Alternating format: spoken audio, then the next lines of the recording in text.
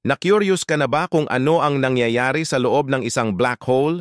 Ang mga black hole ay mga lugar sa kalawakan kung saan sobrang tindi ng gravity na kahit liwanag ay hindi makakatakas.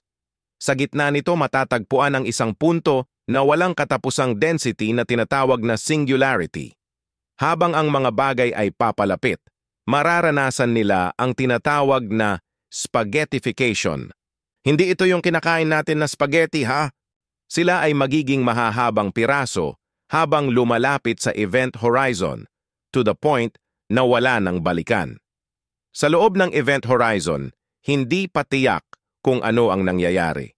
Maaring magbago ang oras at espasyo nang hindi natin kayang ipaliwanag gamit ang kasalukuyang physics. Ano nga ba ang nasa loob?